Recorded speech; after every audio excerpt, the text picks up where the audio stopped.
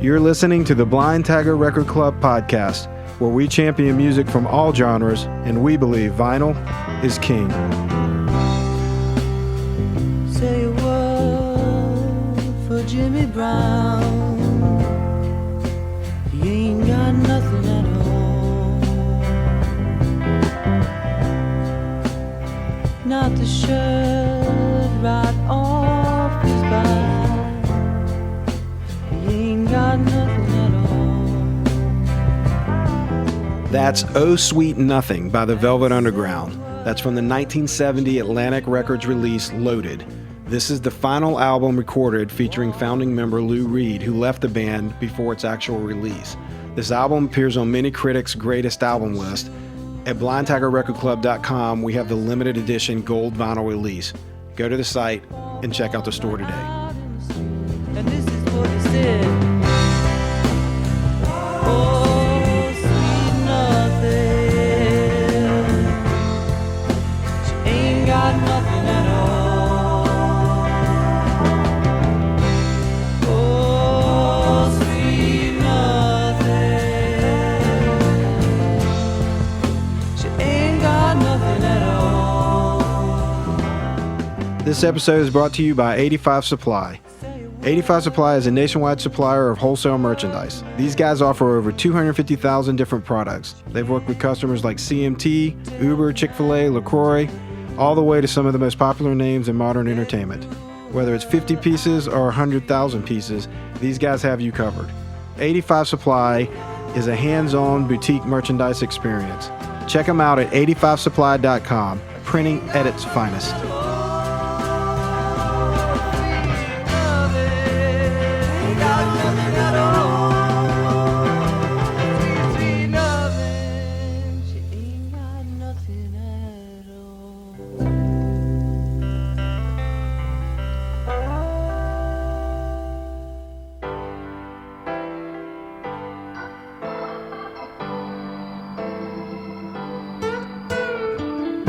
John Prine is a country folk singer, plain and simple.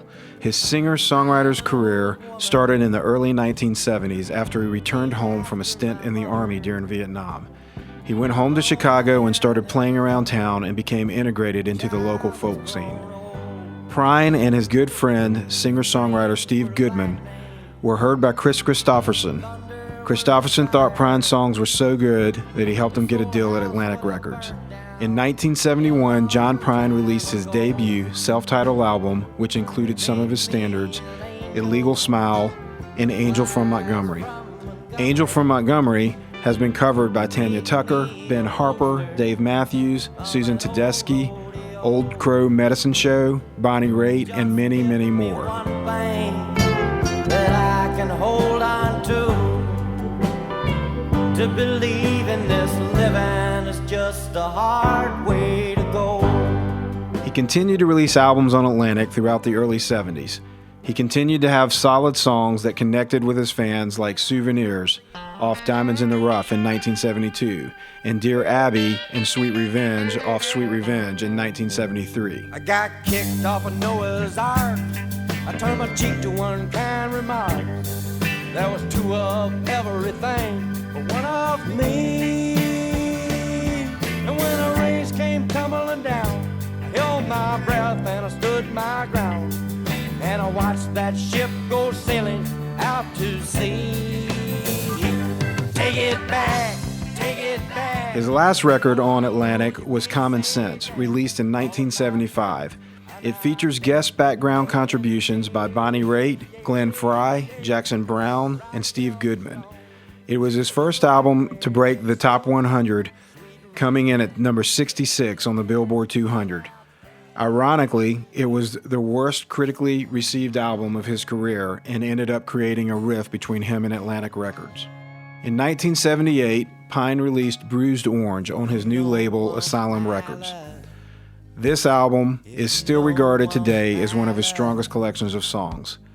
It was produced by his friend and oft-writing partner Steve Goodman. On that album, he has songs like Fish and Whistle and If You Don't Want My Love, co-written with Phil Spector. If you don't want my love, If you don't want my love, if you don't want my love,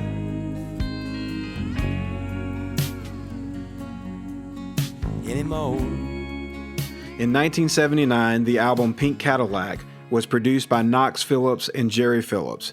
Their father was none other than Sam Phillips, founder of Sun Records in Memphis, Tennessee, and legendary producer of Elvis, Jerry Lee Lewis, Johnny Cash, Roy Orbison, and Carl Perkins, to name a few. Sam Phillips produced 2 of the album tracks himself. One of those songs was How Lucky. Today I walked down the street I used to wander. Yeah, shook my hand and I made myself a bed. Well, there was all these things that I don't think I remember. Hey, how lucky can one man get? In 1980, John Prine released Storm Windows, which would be his last album ever released on a major label. Later that year, Prine partnered with his manager, Al Bunetta and Dan Einstein, to form Oh Boy Records. Oh Boy Records is located in Nashville and has been the label of every John Prine record since its formation. He released a couple of albums, Aimless Love and German Afternoons, plus a live album in the 80s on Oh Boy. He still had songs that connected and were covered by other artists as well. But it wasn't until 1991, with the release of The Missing Years, that Prine made a comeback. It was his first studio album since 1986. Prine teamed up with Howie Epstein, also known as the bassist for Tom Petty and the Heartbreakers. Epstein was one of Prine's biggest fans.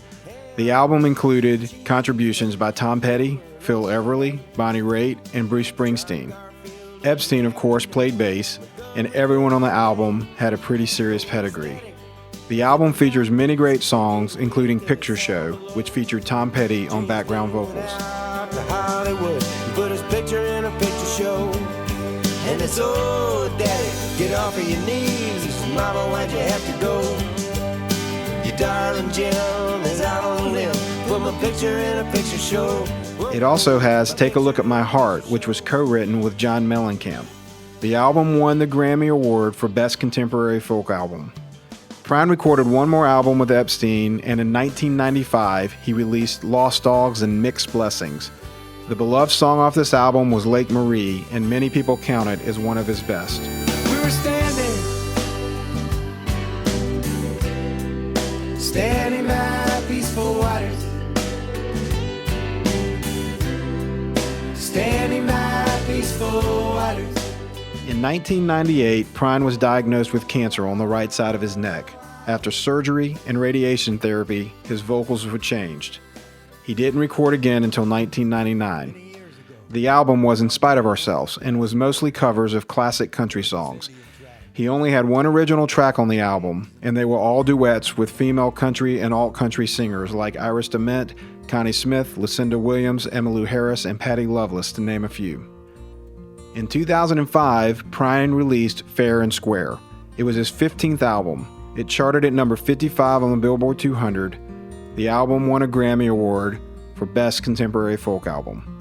It had songs like Long Monday and Clay Pigeons.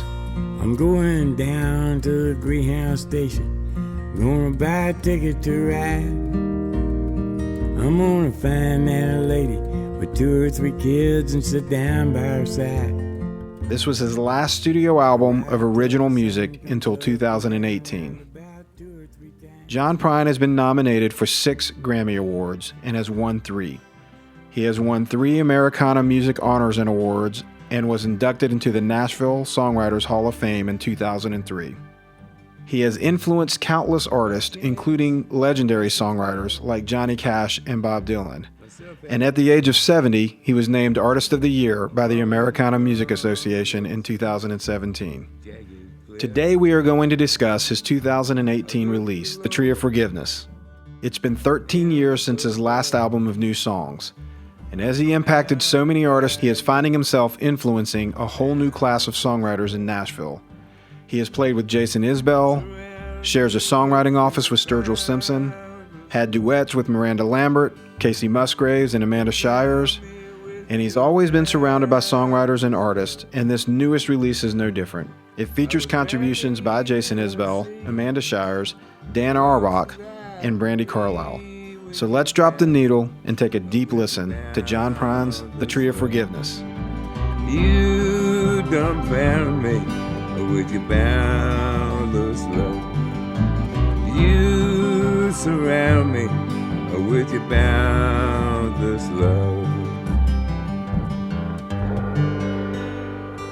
All right, well, welcome to the Blind Tiger Record Club, and we are very excited to welcome back to the studio Austin Cox and Cody Driggers. Hello. What up? It's awesome for you guys to join us again. For those of you that have listened to some of our previous podcasts, both Austin and Cody joined us on our first 2 podcasts ever. And those podcasts, we talked about the best albums of 2017. And so we covered a lot of records in 2 podcasts. Mm-hmm. But this is the first time we've ever had them in just to talk about one album. And so today we're going to be talking about John Prine and The Tree of Forgiveness. Well, handsome Johnny.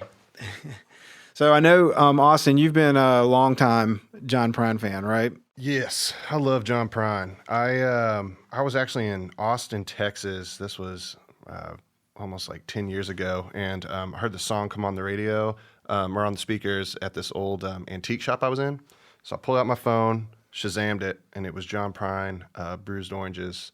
And I listened to John Prine all the way home from Austin, and I've been pretty much addicted ever since. So, well, let me ask you this: if someone is not familiar with John Prine, mm-hmm. what's something that's just distinctive about either his writing style or vocal that you would tell people about? I always preface John Prine with people that don't listen to him as like kind of a sort of the Dylan approach. Some people aren't going to get it because he's not one of those singers that you just put on a record here for the first time and everyone's stoked on.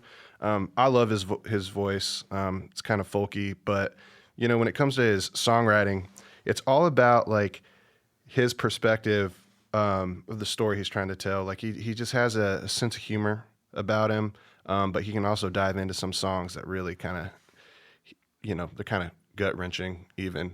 I just think he's so well-rounded. Like he'll make you laugh and he can make you cry. Yeah. One of those songwriters. I think the Bob Dylan thing is a really good way to maybe. I think a lot of Tom Waits. Like when I think of when I was listening to a lot of John Prine, it just reminds me of there's just something different about his vocal. I mean, the songs are not the same as just some other singer-songwriters. It's just there's just something different about it. Even his guitar playing. Well, probably a great example just to kind of get everybody's feet wet is Knocking on Your Screen Door. So let's go ahead and play that and give everybody a quick introduction to track 1 off of Tree of Forgiveness. I once had a family, but they up and left me with nothing but an 8-track, another side of George Jones. I was in high cotton, just a banging on my 6-string. A kicking at the trash can, walking skin and bone. I can see your back porch if I close my eyes now. I can hear the train tracks, the laundry on the line. I'm thinking it's your business, but you don't got the answer. I'm knocking on your screen door in the summertime. That was Knocking on Your Screen Door. What a happy sounding song. Classic Prine. But it's not a happy song. Lyrics are kind of sad. Does that? I read the lyrics of that song. What I kind of gathered was it's basically just a story about kind of a marginalized character, like down and out guy, maybe homeless, maybe, I don't know what the situation is, but, finds himself just kind of searching for food and shelter. He just needs like a place to go and some food to eat. And he's imagining just being able to walk up to someone's house and knock on their door and them letting him in and him kind of having a safe place there. And it's he kind of gets a little, he never gets overtly political, I don't think. He always just like kind of semi-political. Just with the line, he put a line that says, "I'm thinking it's your business, but you don't have to answer. I'm knocking on your screen door." So it's like a call out to like take care of people, like, hey, I think that you might have kind of a responsibility to like help someone that's down and out, And he just kind of throws that one line in there real subtly. Crazy thing is, it's juxtaposed against this really light, like musical arrangement. You know, I mean, almost. I mean, it's not anything like a Jimmy Buffett, but it just reminds me of like that. It just feels good. It's like it's almost like there can't be a message here. There can't be anything deeper because it just feels too light. You know. Yep. Let's go to another song. One of my favorite tracks on this record is "Caravan of Fools," which was co-written with Dan Auerbach and Pat McLaughlin. And Pat, you know, is a guy that's been around Nashville for a while as well, which I think from everything I've been reading, he's been writing a lot, you know, with John for a while. But he's a super talented guy as well. And just the fact that those two guys kind of combined together on this song, and I think it's kind of a unique song even for the record. So let's take a listen to that and we'll talk about it. The dark and distant drumming, the pounding of the hooves, the silence of everything that moves. Late at night you see them, decked out in shiny jewels, the coming of the caravan of fools.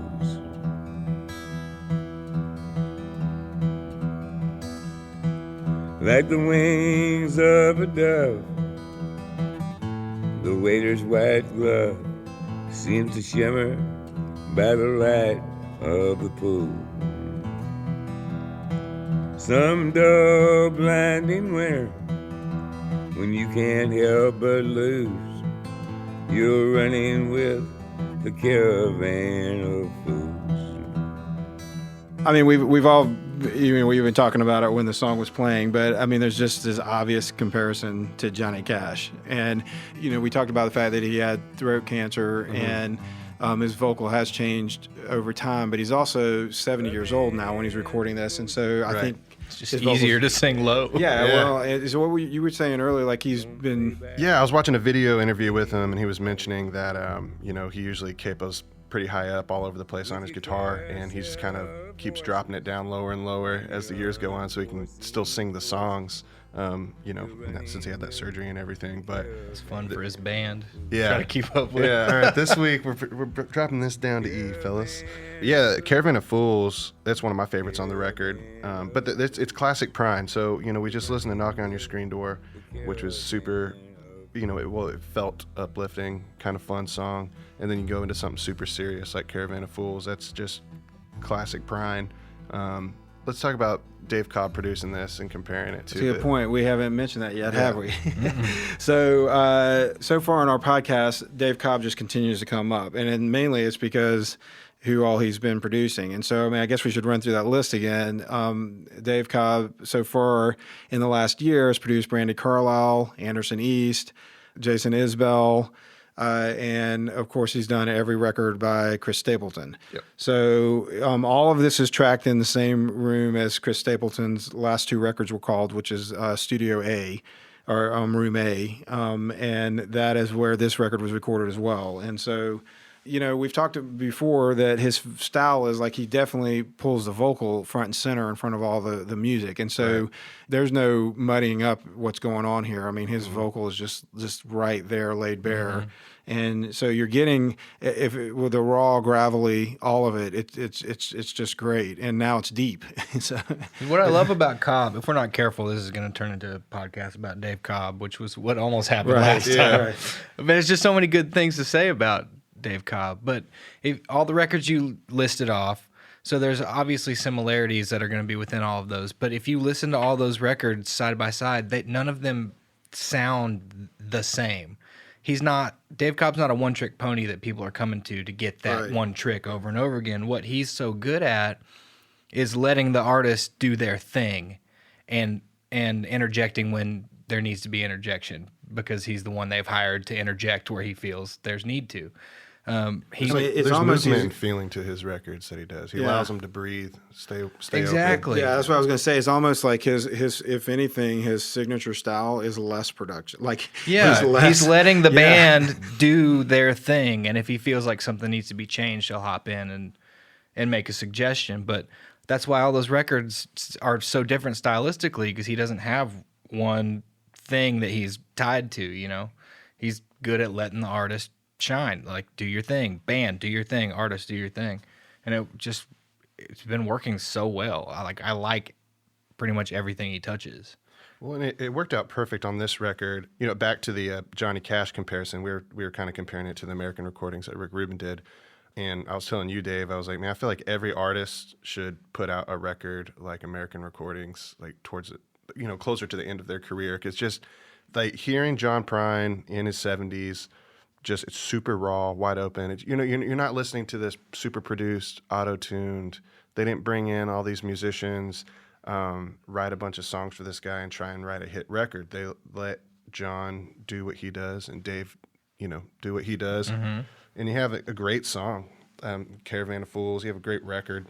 But Well, I think one of the things that makes this so special is that, I mean, he's had a career that spans 50 plus years. right. He's influenced countless artists. He's constantly referenced by other singer-songwriters. And when you have a career like that, like, how does it end? Like, you know, what's like kind of your sign off? And it's I think most artists would say, oh, like what happened with Johnny Cash and Rick Rubin? Like that's man, that would be the thing. Because I mean, he literally had a resurgence, you know? I mean, it wasn't that he just did good records towards the end, right up, even the last one came out posthumously. Mm-hmm. But he not only put out those records, but he saw a resurgence. He saw a resurgence even in his, I mean, he was already an icon, but I think his stature, like everything just rose to this whole other level. He brought in a whole new fan base of young people, too. Totally connected to an audience that maybe had him as like an older artist or an artist that was stuck in a certain time. Right. Yeah, and he became cool again. Yeah, like, and it was I cool just to think like Johnny Cash. For a producer-artist combination to be able to deliver a record that has that kind of potential, I mean, I think it's what everybody would say they'd want to do, and it looks like, well, why don't we just do that? You know, that seems like an easy thing to say, but I don't know that it's done hardly ever. I don't even know of another time until now. Oh, absolutely. I look at this thing with Dave Cobb and John Prine, and I basically feel it's got some semblance of that. Now, I mean, this is the first one, you know, that they've done, so we'll see if there's going to be more. It's funny, I read a quote with Prine where he was basically saying he just kind of wanted to get through this process, and he was basically, this was going to be it. Yeah. But then it went so well, he was like, I'll just keep making them if it's going to be like this. Right. So I saw where he said he was scared to make another record because things were going so well. He was afraid that he would ruin it. Yeah. I mean, I think there's something to be said to all that. I mean, you know, not to overplay the comparison, but it's not. I mean, there's even parts of this album that, you know, are almost more spiritual in nature, you know, and more, you know, like he's always sung like classic country songs, you know, and things like that. But these are almost like even deeper on a certain level. Right. And I just think that a lot of that it's coming from his age. You know? Absolutely. Right. And it's coming from where he's at now, being 71. Right. I don't know if you guys noticed how short that song is, too. I didn't for a long time because it's so good. It doesn't, you know, you don't pay attention to how short Caravan of Fools is. I love that song. It reminds me, I hate to keep throwing back to Johnny Cash, but it reminds me of a lot of my favorite Cash songs like Long Black Veil and Delia's Gone, like the spooky, like country songs, the low voice, minor chords, kind of spooky feel. I love that stuff. And so I'm instantly drawn to this song for that reason. Well, let's switch gears and we'll go to a song that's totally different from probably every song on this record. Let's talk about God Only Knows. So he wrote that with Phil Spector at some point in the 70s and never finished it. Yeah. So he came back and finished it. And it's interesting because a lot of the reviews I read around this record, you know, people give this song a little bit of a hard time, but it's a pretty cool song. You know, I mean, maybe it doesn't. Maybe I love it, man. Yeah. When he released the lyric video for it, there's something different about being able to like read the words on the screen while you're listening to it for the first time. And just the way that he rhymes words with the same words, like someone could, if you don't know Prine's style, be like, that was some really lazy like songwriting. It could come off that way. But like when you know Prine and his sense of humor, I laughed when I, you know, listened to the song. It's like, this is great. The price I paid, God only knows. God only knows. God only knows the way that I feel. of the way I feel. If I can't reveal the way that I feel, then God only knows the way I feel. God only knows. God only knows.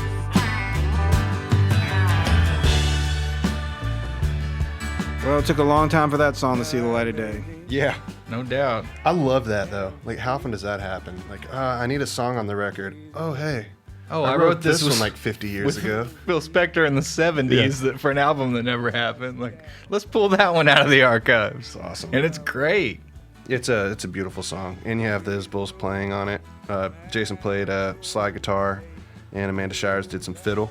They did some background vocals on it, which is always rad. Huge fan of the Isbells. Can you call Amanda Shires an Isbell? I mean, technically. Well, I mean, maybe not technically. If she didn't change her name legally, then it's not technically. That's very true. She's an independent woman, man. She's strong, Don't put her in. Don't put her in a box. You don't put Shires in a corner, man. There you go. I don't feel that song's out of place at all, even though, it's not a current song from the standpoint of a songwriter. Totally. He didn't just write it, and this way, and I think it probably has a lot to do with some of the players that are on it and things like that. But I mean, it sounds great. I mean, to me, it's just a testament of like flavor of the week country music and real country music. With real country music like this, you can take a song you wrote in the 70s and it's going to work on an album in 2018. Right. But then you listen to top 40 country radio, and there was nothing that sounded like that back then. They could never cross-pollinate that kind of stuff, What you got on the radio now is pop songs with you just got to find a vocalist with a twang and maybe bury a banjo somewhere in the mix. And then you can call it country. Or a yodeling kid at Walmart. There's no doubt. That's all you got to do now to make it big time. God bless the yodeling kid, man. Well, let's jump to another song. The next one we're going to talk about is, we've just been calling it Egg in the Door Tonight. The full title is Egg in the Door Tonight, Lincoln, Nebraska, 1967, parentheses, Crazy Bone.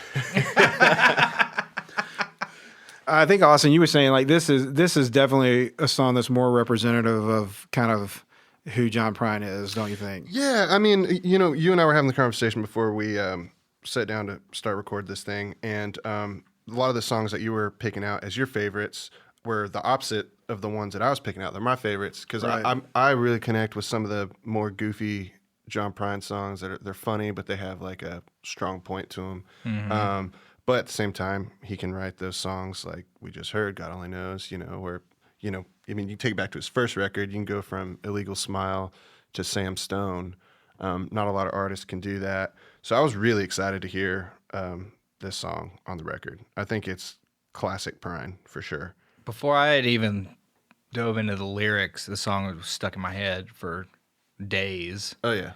I was working in the yard on Saturday just going, crazy bone. Yeah. I don't know. I didn't know any of the other words. I was going, crazy I tell you, bone. I used to read Shel Silverstein a lot to my kids, and I don't know what it is, but when he does songs like this, that's what it always reminds me to. That's awesome. And I think, again, it ties into, like, Johnny Cash would read poems like that, like, I mean, even think about Boy Named Sue and some of those, songs. They're just they feel like they're more in this vein of songwriting. Yeah. Right. And I do like it. I think I am drawn more to like kind of his headier stuff. But, Totally. Well, I think he's these are good enjoyable. at doing both of them. Like you can listen to one of his funnier songs and be entertained. You can listen to a heavier song and it can put you in a headspace where you're really thinking about what he's saying.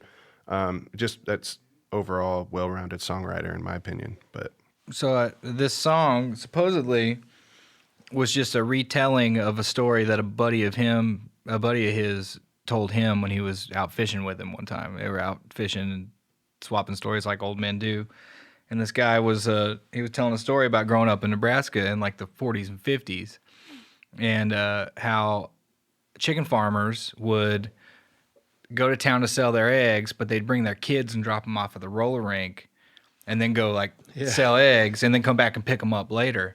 And dudes from the city would they figured out that all these young girls were getting dropped off at the skating rink, and the dudes from the city would come and they would go to the skating rink too to try to hit on the farmers' daughters at the skating rink, and they supposedly literally called it egg and daughter night because the egg farmers would come in and drop off their daughters at the skating rink, and they'd come to try to hit on the farmers' daughters.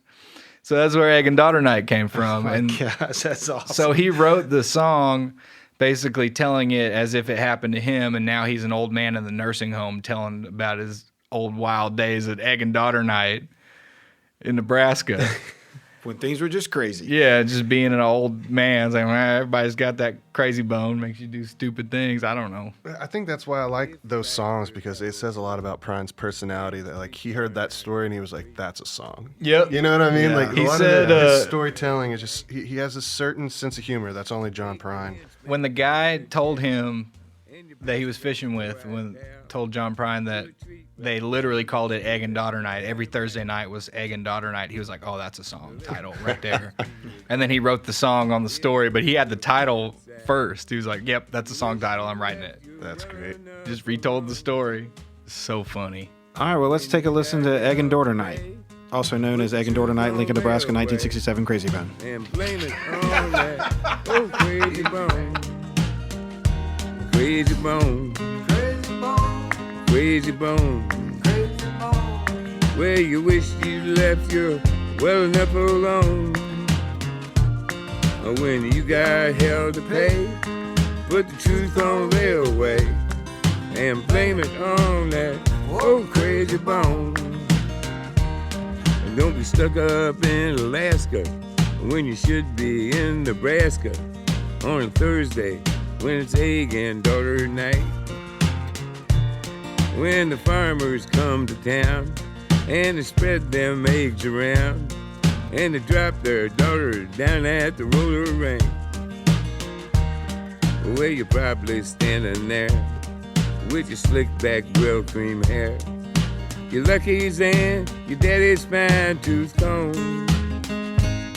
If they knew what you were thinking, they'd run you out of Lincoln. Just blame it on that old crazy bone. The crazy bone. The Egg and Daughter Night is definitely, from a vocal articulation standpoint, that's one of the ones that really made me think of Tom Waits. Yeah, no Yep, doubt. definitely. It's a bizarre mashup of words, until Yeah. you know what he's talking about. It's like, this is weird. I don't know about this. What's he talking about? And that's definitely a Tom Waits thing, just jumbling up a bunch of words that in any context you could almost think of shouldn't go together, except for this one exception. I always watch like video interviews and stuff with Prine whenever I can, and me and Cody joke about it a lot. It's like, yeah, he's like my adopted grandpa. I wish. And then when I heard this song, I was like, yeah, he's definitely like that's what like you crazy grandpa that's sitting there telling you this like wild story. That's John Prine. He's the fun grandpa you want to see on the holidays for sure. Let's go ahead and play another one. Let's play No Ordinary Blue. Last night, turned on the TV, looked out the window, and then pulled down the shade. And I came to the conclusion my mind could not be made.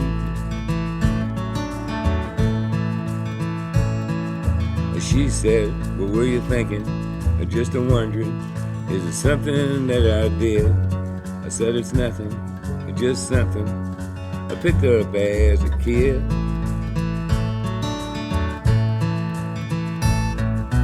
I hear a lot of empty spaces. I see a big hole in you. I feel an outline of traces, an imaginary path back to you. This ain't no ordinary blue. That is just another track on that record I really love. It's a happy sound, sad words. Yep. I just love the chorus. I love it when it gets to the chorus. It's one of the most singable moments to me on the record, and I agree. yeah. Yeah, that one's good. That's again, it's class. I keep saying, this classic Prine. If you haven't listened to John Prine before this record, you need to dive in, so you know what we're talking about here. But it's sad lyrics, happy music, or he'll do vice versa sometimes. I don't know. I love John Prine. It's hard for me to talk about John Prine. I just really like John Prine. I love him so much I can't find the words. I can't explain it. It's true love. True love. Unexplicable.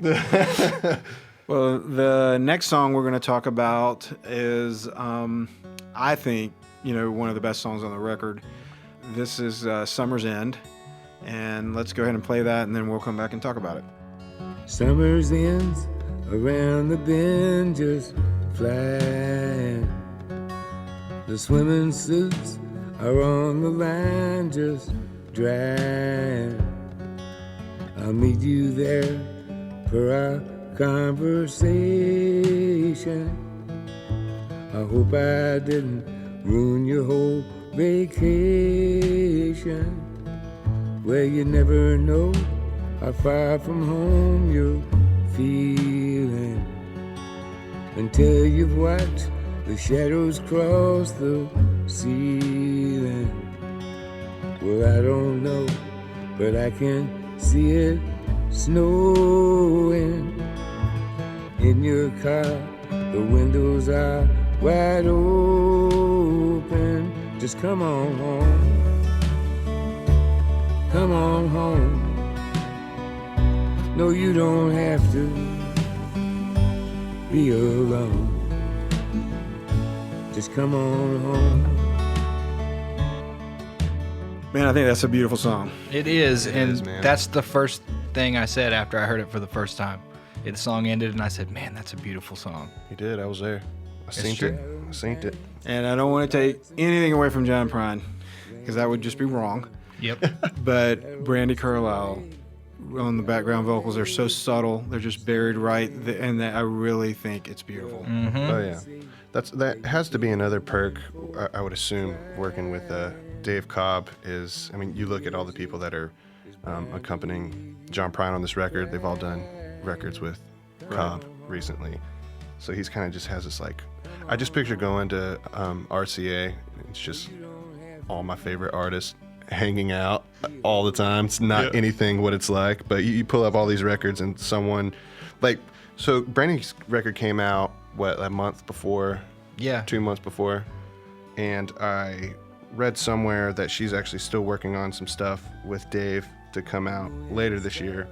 And so I'm wondering how that all worked out for this, if there was like some overlap or what. Well, I definitely think that you're seeing like kind of this Dave Cobb world merging with John Prine world. But I think when you look back at the history of John Prine's records, that's the thing that's amazing is he's always kind of had all these highly respectable singer-songwriters just kind of around him. Right. That's why you constantly see names like Bonnie Raitt or Lucinda Williams or, like you just go back through the years, Chris Christopherson, like these guys are always either doing background vocals or just co-writing with them. And it's just kind of like, and now I think he's been in Nashville like 40 years now. Right. And so, I mean, I don't think Dave had to ask more than once for them to come Totally. to be on the record. For sure. Everyone cites him as an influence. I mean, like Chris Christopherson said in an interview once, if God has a favorite songwriter, I think it's John Prine. And it's like, I mean, Bob Dylan has said that John Prine's amazing, that he's one of his biggest influences. I mean, that's what we see this over the last couple of years with him going out with like Sturgill, Casey Musgraves, and all of that. I think it's kind of helped play into the record alone like stands on its own 2 feet and is great. Mm-hmm. But It's helped give him a new audience Yeah. that may have not. Which goes back to what we were Absolutely. talking about with the whole Johnny Cash and the American recordings and just Right. like allowing an artist to come in and really connect with a new, like younger, audience. Right. And but that's the thing is like, it's not just the younger audience. It's also like the younger up and coming singer-songwriters, like it's like the same thing all over again in Redux. There's also a really great live video of that song on Stephen Colbert. Yes. It was on April 14th. Yeah, That's right. with Brandi Carlile and Sturgill Simpson Yeah. singing that song with him. It's really nice. It's awesome. No, you should definitely check that video out. I mean, it's very similar. They didn't do anything radical with it, but just seeing Sturgill and Brandy. I mean, Brandy was beautiful in that as well. Just really balancing out, because again, his vocals really are deep now, you know, and so it's nice to have that extra texture there. Has anybody thought about that? The Summer's End theme in the song could be a metaphor for old age and coming to the end of your life. I think there's a little bit of that theme throughout the record. There definitely is, Yes. but it's usually subtle, and a lot of times it's lighthearted. Right. Like Well, he's it's just like, kind of like accepted it. Like, yeah, it's gonna happen. Happens to everyone. It's like if you listen to either of Willie Nelson's last two records, it's a heavy theme in both records, even if it's in a comical way. Yeah, it's probably a natural train of thought when you get in your 70s, I reckon. Yeah, absolutely. Well, you know, this album was written a few years after he survived his second bout with cancer. So, Right. you know, the first time, you know, go around, we had mentioned that earlier, but in 2013, he went through it again. And so, you know, I do think there's this natural tendency for anyone that's going through that stuff to be more reflective, to have songs that maybe, you know, cover love and family in a different way Right. than he has before. I mean, it's not just that. Yes, he's an older, more seasoned artist. I think is a lot of those things. I mean, I Right. think that's going to play into the kinds of songs he's choosing to write as well. The last song we're going to talk about off this record is another one that also has Brandi Carlile doing very subtle background vocals. I Have Met My Love Today. So let's go ahead and play that, and then we'll come back and talk about it. I have met my love today. I have met my love today. Doesn't really matter what we had to say. I have met my love today. So that song is one triplet away from being a Spanish flamenco song. It's funny to me that it kind of has that feel, but it totally works. All right. Well, man, thank you again for coming back, guys. And I really appreciate you guys just coming in and talking about John Prine and Tree of Forgiveness. It's a great record, and it was fun to chat with you guys about it. Hey, man, I was happy to be on here again. Anytime, man. It's a good time, always, on the About Blind next Tiger Record Club. 2 weeks from today? Is that? Sure. Oh, cool. What are we talking discussing? about? I don't know. We'll have to talk about that off the mic. All right. Eventually, we'll probably end up having a Dave Cobb podcast. I think we kind of have. Maybe we'll just we edit just that. compile everything we've talked about so far. Well, thanks again for coming. Really appreciate you guys being on the show. And I just want to remind everybody that Blind Tiger Record Club is a box subscription service that delivers new vinyl directly to your door each month. So you can now choose from 5 genre styles, including singer-songwriter rock, alternative rock, and our 2 newest options, classic rock, jazz, soul, and blues. So go to Blind Tiger Record Club and find out how to get your monthly vinyl today.